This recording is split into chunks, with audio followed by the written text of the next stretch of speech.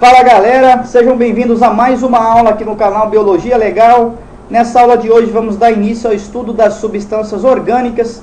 O tema dessa aula de hoje é sobre glicídios e lipídios. Já vai deixando o seu like aí embaixo, né? Se inscreve no canal se você ainda não é inscrito e compartilha com seus amigos nas redes sociais. Então vamos lá, vamos falar sobre glicídios e lipídios. Vamos falar sobre substâncias orgânicas. O que vem a ser as substâncias orgânicas? Substâncias orgânicas são as substâncias que possuem aí o carbono como elemento principal.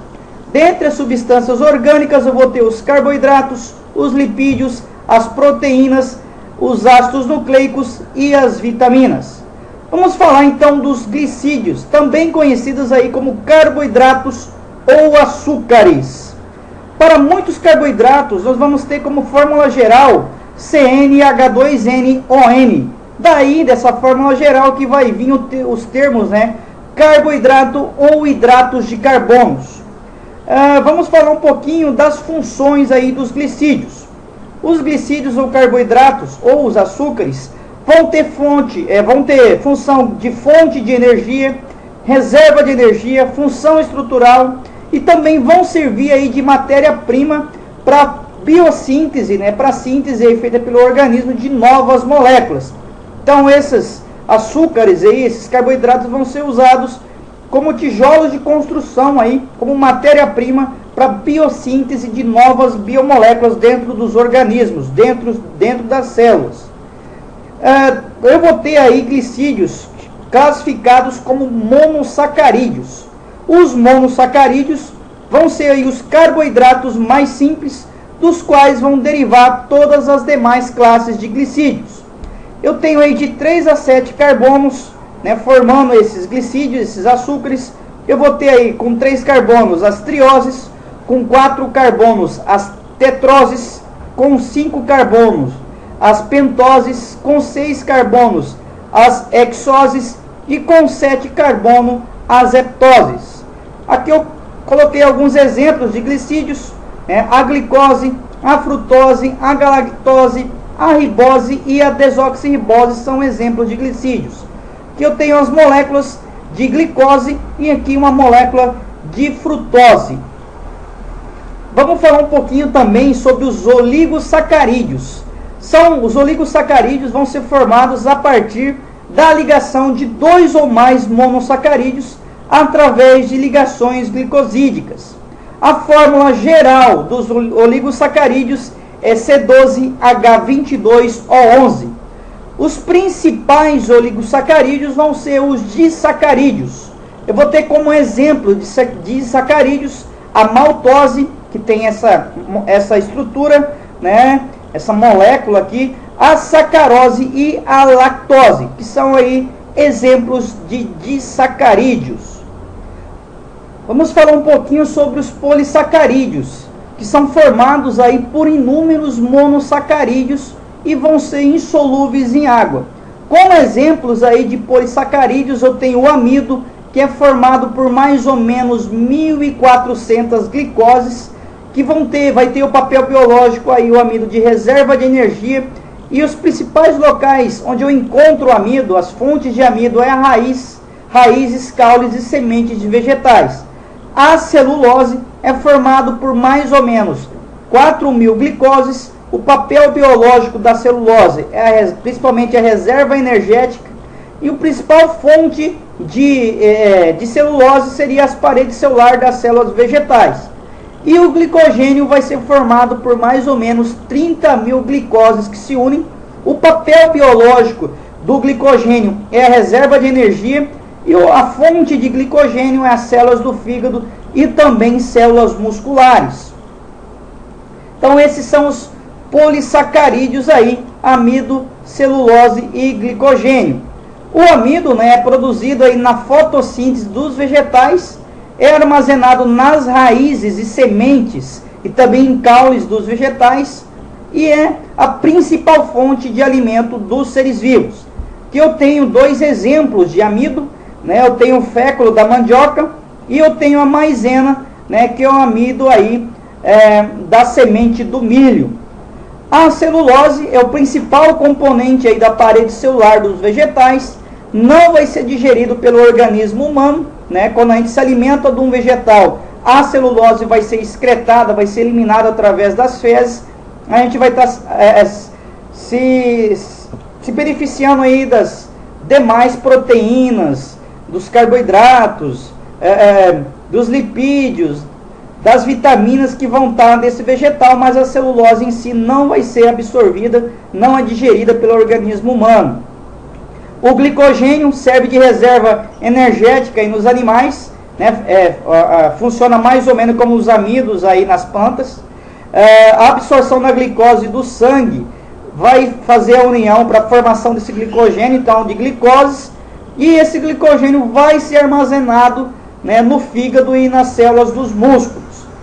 A falta de glicose vai causar o que nós chamamos aí de canibalismo muscular, onde as células musculares acabam comendo, né, se alimentando das demais células, né, causando canibalismo muscular.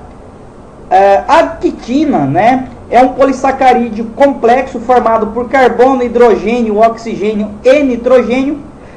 A quitina vai formar o exoesqueleto dos artrópodes e também a parede celular dos fungos.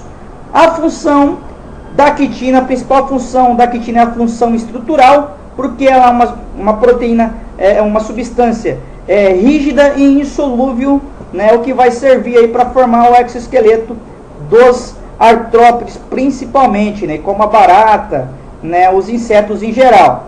Vamos falar agora dos lipídios.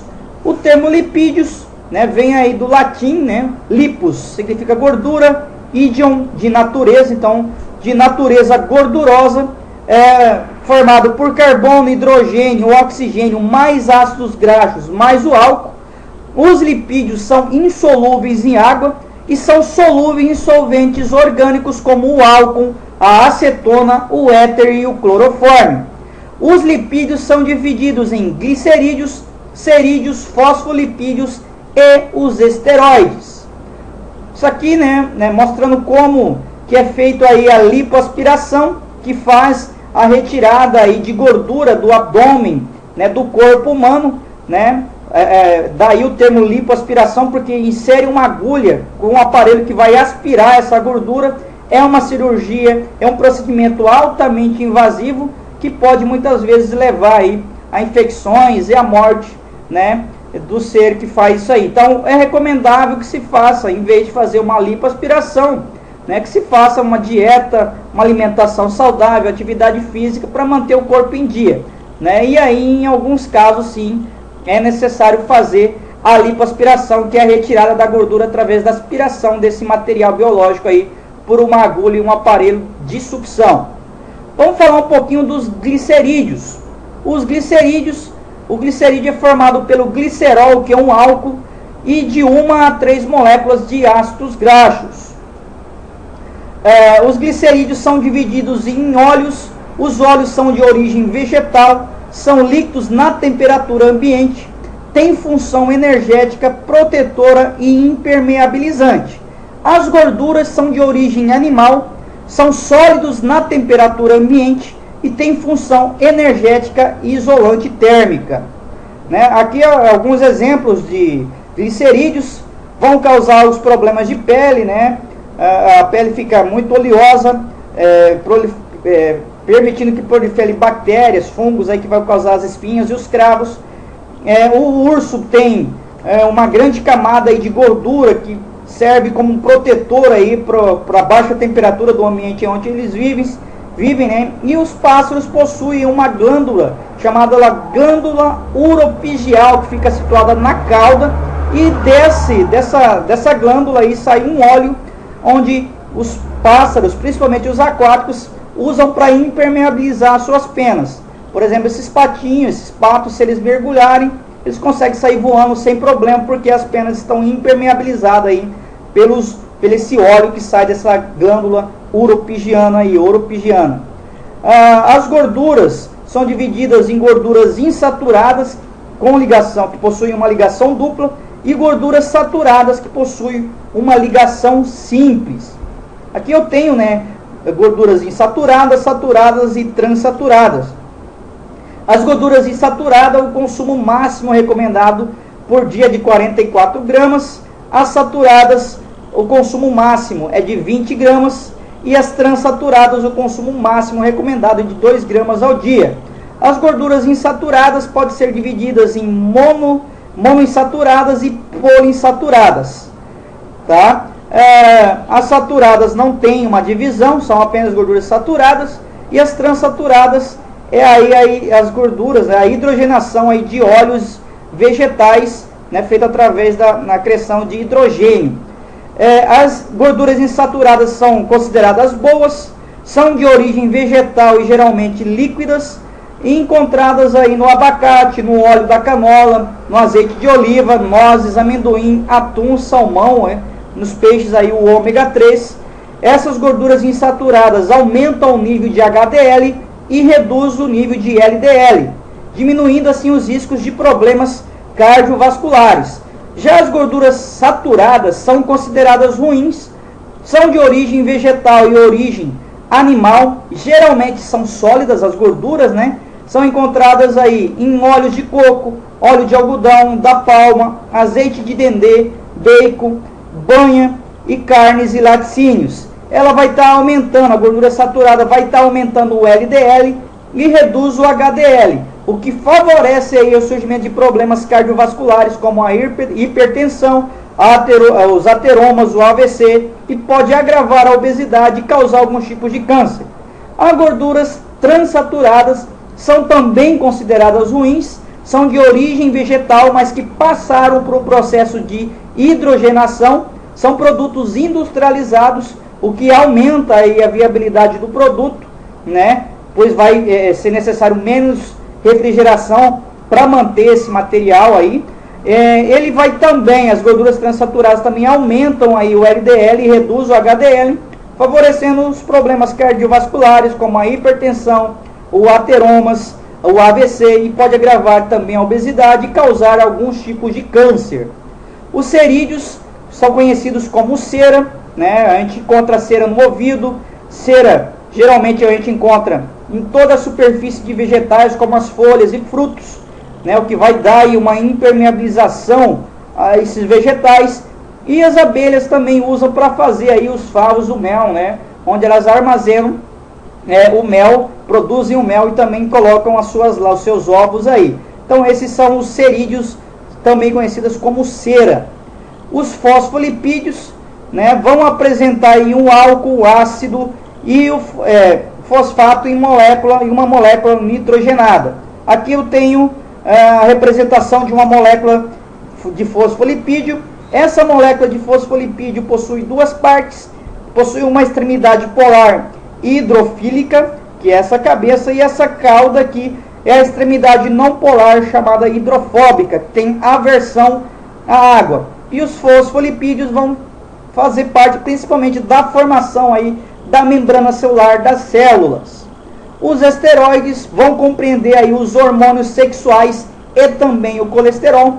O colesterol não é dissolvido em água, é produzido no fígado ou ingerido na alimentação, nas carnes, através da carne e do ovo.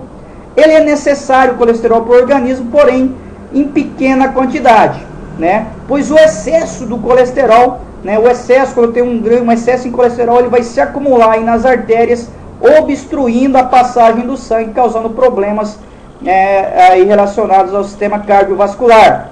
Os esteroides, né, eu vou ter aí entre os esteroides o colesterol, tá? Eu vou ter aí o low density lipoprotein ou colesterol LDL.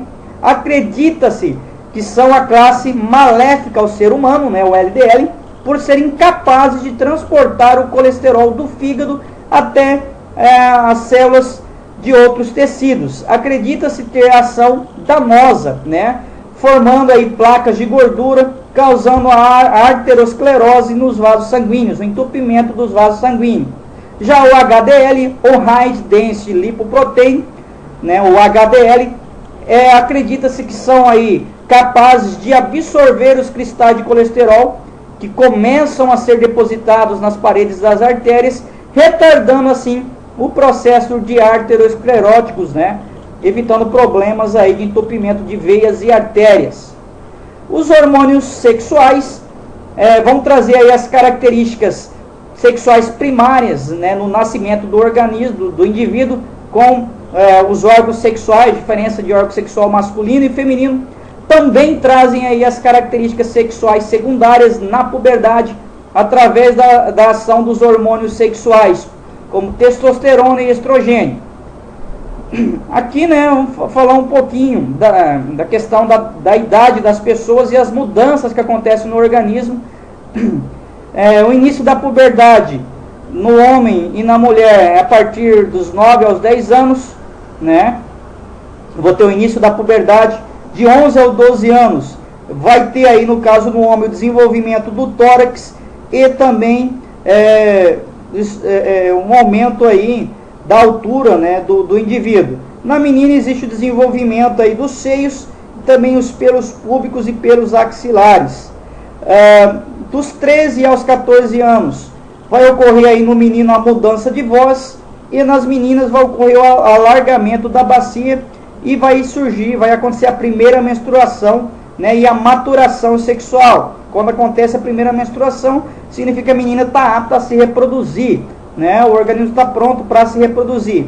Dos 15 aos 16 anos surgem os pelos axilares aí dos meninos, surge também o aparecimento do bigode, a acne e a maturação sexual. E nas meninas, dos 15 aos 16 anos, surge o aparecimento da acne também com frequência.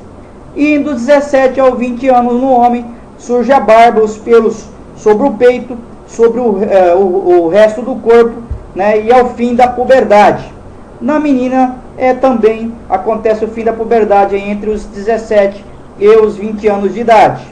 Os esteroides, né, vamos falar um pouquinho sobre o perigo aí dos anabolizantes, que são aí hormônios sintéticos produzidos em laboratório. Esses anabolizantes aumentam aí a síntese de proteínas nos músculos, consequentemente reduz aí em torno de 85% a produção de testosterona nos testículos, o que causa a atrofia do testículo, também cessa o crescimento, causa o câncer de fígado, hepatite, aumenta a pressão arterial e mais riscos de ataque, aumenta aí os riscos de ataque cardíaco. Esses anabolizantes também trazem mudanças de comportamento, como a pessoa fica mais agressiva, pode entrar em depressão, ficar com muita irritabilidade, né? Causa o desequilíbrio do ciclo hormonal, né, aí na mulher, e também pode causar a masculinização da mulher, que consiste no surgimento de barbas e bigode, né? Aqui os perigos, né, pode trazer a impotência sexual no homem, o câncer, né, e a masculinização das mulheres, como o surgimento de barbas e bigodes, né, e o corpo da mulher fica parecido com o corpo masculino, né? Os esteroides aí, os anabolizantes, trazem benefício enquanto você usa, podendo também causar todos esses problemas. Se você parar de usar, todos aqueles benefícios vão embora rapidamente. Uma diferença um pouquinho, o que é diet e o que é light. Diet é restrição total aí de uma substância, né? Como exemplo, sugar free ou sem glúten é uma substância. Diet que não possui glúten é diet, restrição total de glúten. Light consiste na diminuição de alguma substância, 25% menos sal, redução de gordura, redução de açúcar. Vamos falar um pouquinho de como a gente saber se no índice de massa corporal do nosso corpo, se a gente está dentro do peso ideal ou não, né? O chamado IMC, índice de massa corporal. Para eu fazer esse cálculo, eu vou pegar o meu peso e dividir pela altura ao quadrado. Se o resultado der menor do que 20, eu vou estar abaixo do peso. Se o resultado der entre 20 e 25, eu vou estar com o peso ideal. Se der de 25 a 30, eu vou estar chamado sobrepeso. Se der de 30 a 35, eu vou estar numa obesidade chamada de severa. Se der de 40 a 50, eu vou estar numa chamada obesidade mórbida. Se der acima de 50, eu vou estar na chamada superobesidade. Então é muito simples de fazer o cálculo do IMC, né? Pega o seu peso, divide a sua altura ao quadrado. Pega a sua altura vezes ela, pega o peso, divide pelo seu resultado, você vai chegar ao seu índice de massa corporal, resultados são esses. Independente da sua altura, né, você vai ter um resultado aqui entre eles. Aqui está a tabela, se você vai estar no peso ideal ou não. Essa foi a nossa aula, espero que vocês tenham gostado, tá? Deixa seu like, deixa seu comentário, se inscreve no canal se você não se inscreveu, compartilha com seus amigos na rede social. Um forte abraço e até a nossa próxima aula.